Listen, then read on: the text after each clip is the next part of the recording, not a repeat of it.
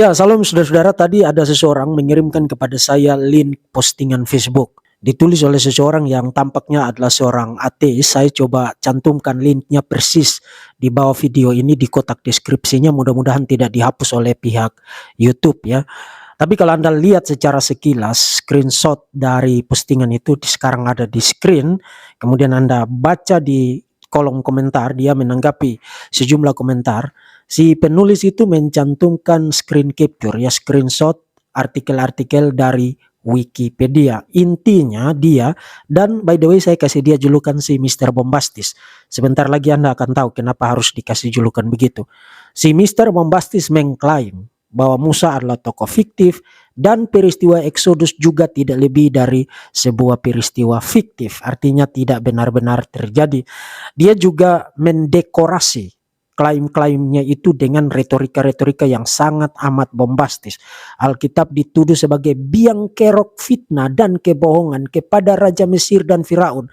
Kemudian peristiwa Exodus yang besar-besaran itu tidak tercatat dalam sejarah non-biblikal. Kemudian tidak ada jejak-jejak peninggalan arkeologi tentang peristiwa Exodus itu. Padahal kata dia, penggalian besar-besaran telah dilakukan. Peristiwa membelah Laut Merah juga adalah aksi dongeng belaka. Saudara, itu adalah poin pertama dari si Mr. Bombastis, bahwa tidak ada dukungan bukti eksternal dari arkeologi dan sejarah baik untuk Musa maupun untuk peristiwa Exodus. Singkatnya begini, poin itu persis adalah argumen from silence. Itu kesalahan berargumentasi, bahkan argumen from silence pada levelnya yang hampir tidak waras. Tapi saudara-saudara, karena saya sekarang sedang mempersiapkan diri untuk pembukaan semester STTRI besok hari Jumat, kemudian hari Sabtu saya akan mengadakan perdebatan tahap ketiga dengan Pak Beni Irawan terkait kristologi surat Ibrani. Maka poin ini saya save dulu, saya skip dulu. Saya akan bikin satu sesi live khusus membahas tentang bukti-bukti sejarah dan argumen-argumen yang baik, yang kredibel dari para scholar, para ahli yang telah membaktikan hidup mereka untuk studi tentang itu, bukan lagi untuk menjawab si Mr. Bombastis. Si Mr. Bombastis sudah persis membantah dirinya sendiri dengan melakukan sesat pikir ya. Saya akan bikin sesi live itu sebagai spiritual meat, makanan spiritual, memperlengkapi Anda dan meyakinkan Anda dengan bukti-bukti bahwa iman Anda kepada Alkitab, khususnya peristiwa Exodus dan juga tentang Musa, itu diletakkan atas kredibilitas sejarah, pertimbangan-pertimbangan sejarah yang dapat dipercaya. Jadi silakan nantikan sesi itu, karena saya perlu pindah kepada poin berikutnya yang akan saya berikan tanggapan awalnya di sini. Saudara, kalau Mr. Bombastis mengklaim demikian, maka kita wajib bertanya, Mr. Bombastis, kalau Musa itu fiktif, kalau Exodus itu fiktif, dan apa alternatifnya? Karena kamu tidak bisa sekadar muncul, kemudian cuap-cuap dan menggonggong bahwa Musa itu tokoh fiktif dan Exodus itu juga adalah peristiwa fiktif. Kenapa tidak bisa begitu? Betul-betul tidak bisa, karena miliaran orang di dalam dunia ini percaya bahwa Musa adalah tokoh aktual dan peristiwa Exodus itu benar-benar terjadi. Nah, poin saya itu bukan argumen berdasarkan jumlah, tapi poin saya adalah dari sekian miliar orang yang mempercayai demikian, itu di dalamnya itu adalah orang-orang terbaik.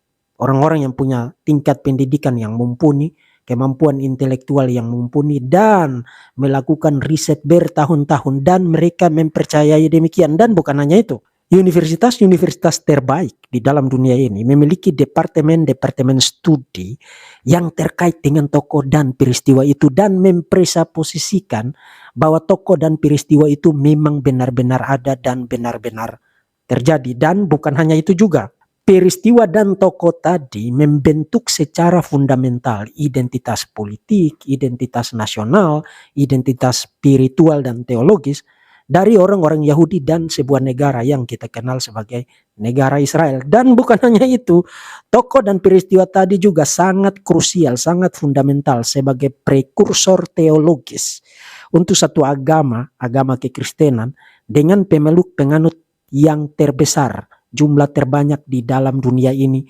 melebihi penganut agama manapun.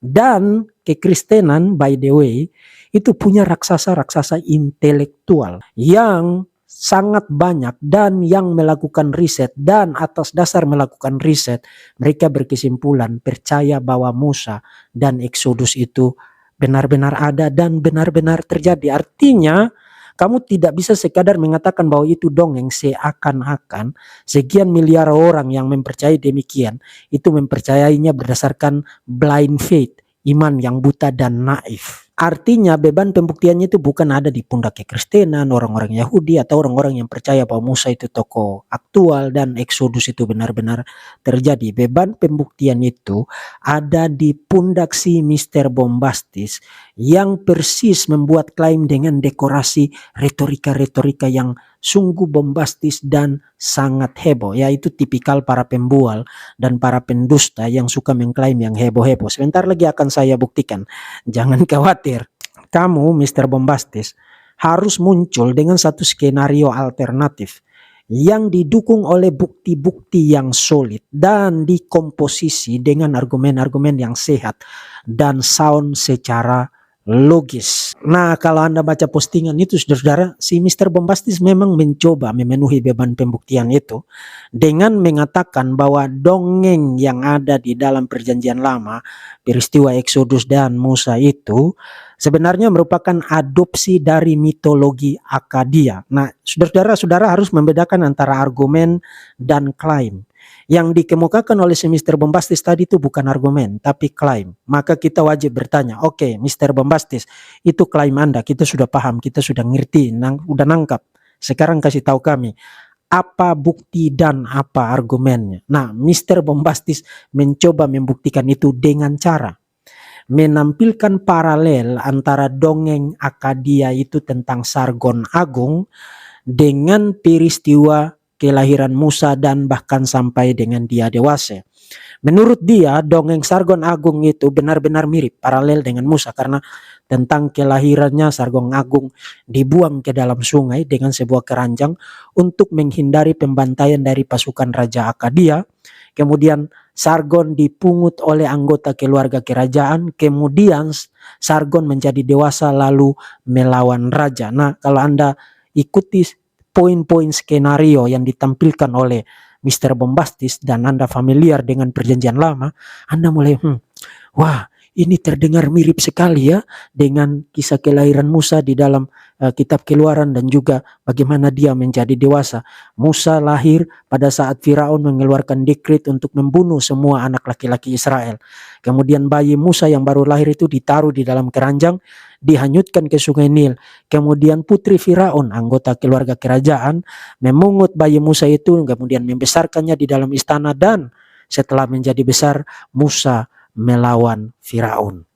Jadi sekarang Mister Bombastis tampaknya berpikir dia sudah memenuhi beban pembuktian itu, tapi sayang sekali itu persis adalah sebuah kegagalan total. Dan by the way, saudara-saudara, di dalam postingan itu dia tampilkan sejumlah contoh lain, tapi saya tidak perlu bahas karena pada dasarnya contoh-contoh itu dia tampilkan dalam kategori argumen yang sama, membuktikan bahwa paralel-paralel itu menunjukkan bahwa Musa itu tokoh fiktif dan peristiwa Exodus juga adalah peristiwa fiktif. Nah, saudara, silakan perhatikan baik-baik 3 poin tanggapan awal saya, argumen awal saya. Kemudian saya akan akhiri dengan 2 tips yang mumpuni memperlengkapi Anda menghadapi orang-orang seperti ini dengan klaim-klaim seperti ini dan membungkam mereka dengan telak.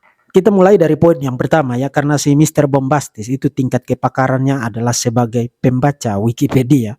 Maka dia membuat sebuah daftar paralel yang betul-betul lebay, artinya dia berdusta. Pada kenyataannya dongeng tentang Sargon Agung dari Akadia itu hanya sedikit mirip. Ya, hanya sedikit mirip pada peristiwa kelahiran Musa. Jadi tidak mencakup totalitas kehidupannya seperti yang ditampilkan oleh si Mister Bombastis tadi ya. Kalau Anda studi tentang mitologi ini, dongeng ini, Anda menemukan Sargon Agung itu lahir dari seorang ibu yang menjabat sebagai imam besar di kuil. Sebagai seorang imam besar, dia dianggap melahirkan secara tidak sah bayi itu. Artinya itu satu kelahiran yang illegitimate. Karena kelahiran itu illegitimate, maka dia menghanyutkan bayi itu ke sungai. Nah, pertanyaan, apakah itu paralel dengan peristiwa kelahiran Musa? Tidak benar-benar paralel, hanya sedikit mirip. Kemudian siapa yang memungut si bayi Sargon itu? Yang memungut itu bukan anggota keluarga kerajaan. Jadi si Bombastis ini berdusta. Yang memungut bayi Sargon itu adalah seorang gardener, seorang tukang kebun. Dan karena dia dipungut oleh seorang tukang kebun, maka Sargon besar juga sebagai seorang tukang kebun yang katanya humble, ya, katanya rendah hati. Sampai kemudian Dewi Istar melihat Sargon, kemudian tertarik kepadanya lalu mempersiapkannya untuk menjadi raja. Pertanyaan, apakah itu benar-benar paralel dengan peristiwa kelahiran dan bagaimana Musa bertumbuh, kemudian dia menjadi besar dan melawan Firaun? Sama sekali tidak. Kemudian apakah paralel-paralel yang ditampilkan oleh si Mr. Bombastis tadi benar-benar seperti isi daripada dongeng yang dia rujuk? Tidak, dia membuatnya menjadi lebay untuk memberi kesan yang lebay bahwa ada kemiripan antara dongeng Sargon Agung dan kehidupan Musa. Kedua, mari kita bicara tentang penanggalan dan sumber, ya, sourcesnya. Dongeng tentang Sargon Agung itu memang isinya bicara tentang satu peristiwa yang katanya terjadi pada sekitar tahun 2000 sebelum Masehi. Artinya dari segi penanggalan lebih tua dari kehidupan Musa dan peristiwa Exodus. Tetapi saudara-saudara, dari mana orang dapat sumber tentang legenda, tentang dongeng itu? Sumber tentang legenda Sargon Agung atau mitos dongeng Sargon Agung itu hanya ada 4 dan berasal dari 4 tablet yang fragmentaris, artinya tidak lengkap. Kapan tablet-tablet itu pertama kali dikomposisi? 3 diantaranya berasal dari periode Neo-Assyrian, ya, tahun 934 sampai dengan 605 sebelum Masehi, artinya setelah masa kehidupan Musa dan setelah peristiwa Exodus. Lalu satunya lagi berasal dari era Neo-Babilonia, tahun 625 sampai dengan 539 sebelum Masehi, jauh setelah hidup Musa, jauh setelah peristiwa Exodus. Nah, antara periode Neo-Assyrian dan Neo-Babilonian itu ada seorang raja Asyur bernama Sargon II, jadi nama yang sama dengan tokoh di dalam legenda itu. Sargon II inilah yang memberikan perintah mengkomposisi ulang, menulis ulang legenda itu untuk memberikan kredibilitas, keagungan kepada nama yang dia sandang sebagai Raja Asyur. Dengan kata lain, komposisi dongeng itu seperti yang kita punya sekarang itu ditulis ulang untuk tujuan propaganda politik. Nah, informasi pada 2 poin awal saya tadi itu tidak berasal dari Wikipedia, itu tidak berasal dari Google kosong yang digunakan oleh orang yang berotak kosong seperti Kainama, ya. Informasi tadi pada 2 poin tadi itu berasal dari buku yang ditulis oleh seorang scholar, ahli perjanjian lama, ahli Semitic Language dan Culture perjanjian lama, bernama Dr. Michael Heiser. Dia tulis buku berjudul I Dare You Not to Bore Me with the Bible. Itu buku terbit tahun 2014. Jadi sekali lagi bukan dari Wikipedia dan Google kosong, ya. Dan by the way, saudara sudah yang biasa ikut Verbum Veritatis, saudara tahu saya bisa kasih referensi yang jauh lebih banyak daripada sekadar itu, tapi itu hanya untuk ringkasnya. Dan yang ketiga, dan ini saudara perlu perhatikan baik-baik argumen ini, karena ini yang paling sering, kesalahan ini yang paling sering dilakukan oleh orang-orang ateis. For the sake of argument, demi kepentingan argumen, mari kita asumsikan, mari kita terima bahwa poin-poin paralel antara Musa dan Sargon tadi dari si Mr. Bombastis yang sebenarnya lebay itu dan bohong itu. Tapi mari kita abaikan kebohongannya dan oke, kamu benar, memang ada paralel-paralel itu.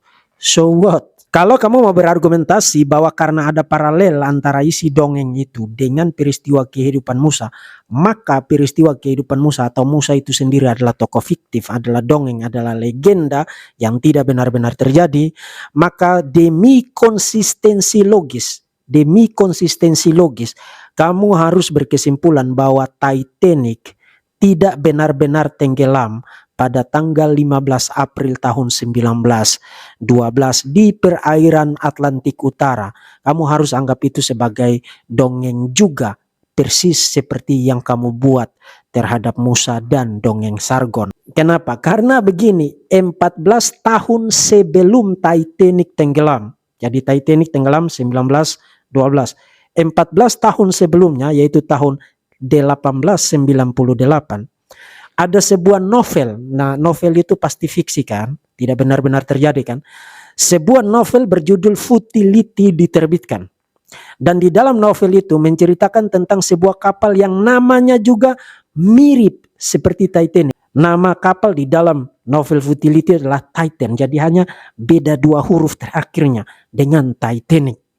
Dan di dalam novel itu juga plot, cerita, adegannya mirip banget dengan apa yang terjadi pada Titanic. Jadi kapal itu diklaim sebagai kapal yang tidak bisa tenggelam. Tapi pada kenyataannya di perairan, di samudera yang sama, di Laut Atlantik, kapal itu tenggelam, patah menjadi 2, dan lebih dari separuh penumpangnya itu mati di dalam Laut Atlantik. Dan saudara tahu apa yang terjadi? Ketika Titanic ditemukan tahun 1985, para peneliti juga menyimpulkan kapal itu sebelum karam tenggelam ke dalam perairan Laut Atlantik itu patah menjadi 2 terlebih dahulu. Nah, saudara perhatikan, yang satunya itu novel, artinya tidak benar-benar terjadi, itu fiksi. Dan lebih dahulu, 14 tahun sebelumnya, ditulis di dalam novel itu. Dan kemudian Titanic pada tahun 1912 mengalami peristiwa yang sangat mirip dengan adegan, plot, dan bahkan sangat mirip dengan nama kapal di dalam novel Futility. Nah, apakah karena telah 14 tahun sebelumnya ada novel yang kita tahu tidak benar-benar terjadi, itu dongeng saja, imajinasi saja, mengisahkan peristiwa yang mirip dengan peristiwa Titanic, maka Titanic tidak pernah tenggelam pada tahun 1912. Itu adalah logik yang sama yang digunakan oleh si Mr. Bombastis di dalam postingan tidak bermutunya itu. Nah, sebagai informasi, jenis argumen kampungan dan yang tidak bermutu dan yang persis salah itu yang digunakan oleh si Mr. Bombastis itu sebenarnya itu argumen tipikal dari kaum ateis dan orang-orang liberal yang sangat kritikal, ya, berargumen berdasarkan paralel-paralel. Saudara tahu di Journal of Biblical Literature, seorang Yahudi, seorang profesor Yahudi bernama Samuel Sandmel, ya, sudah pernah menulis satu artikel berjudul Paralelomania. Paralelomania itu adalah satu kesalahan berargumentasi, kesalahan argumentasi sejarah, berargumentasi berdasarkan paralel-paralel. Jadi karena ini paralel dengan itu, maka keduanya ada hubungan positif.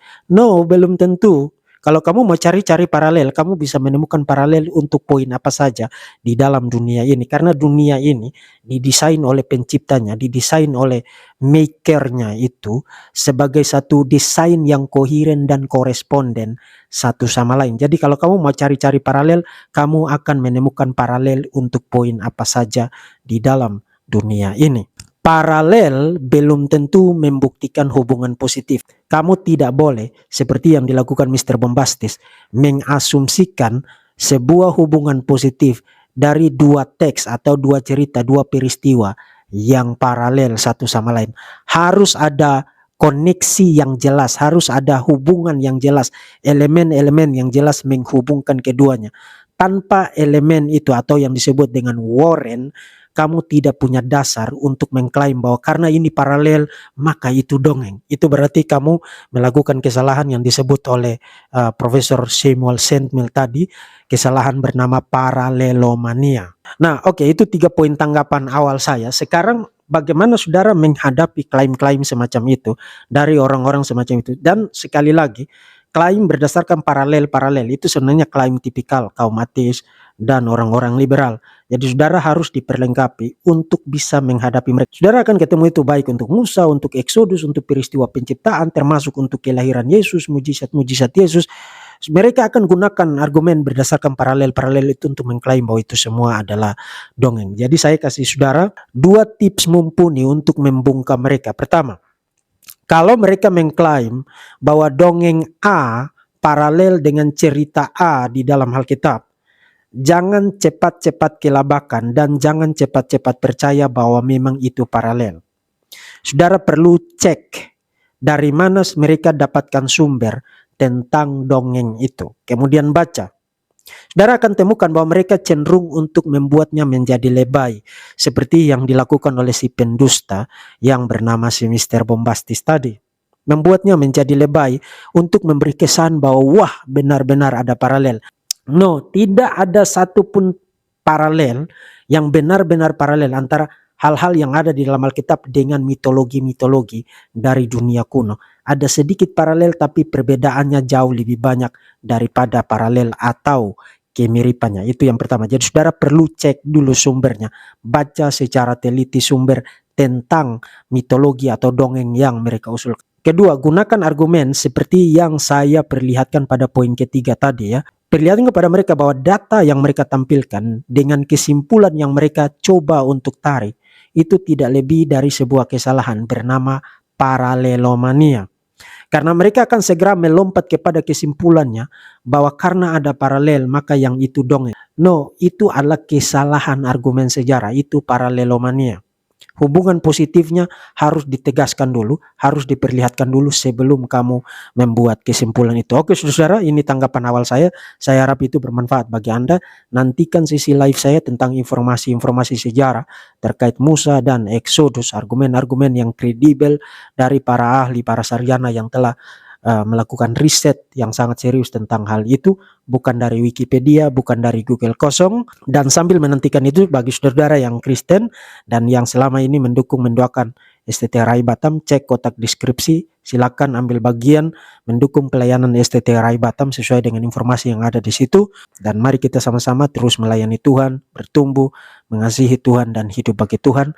Tuhan Yesus memberkati saudara-saudara sekalian. Salam.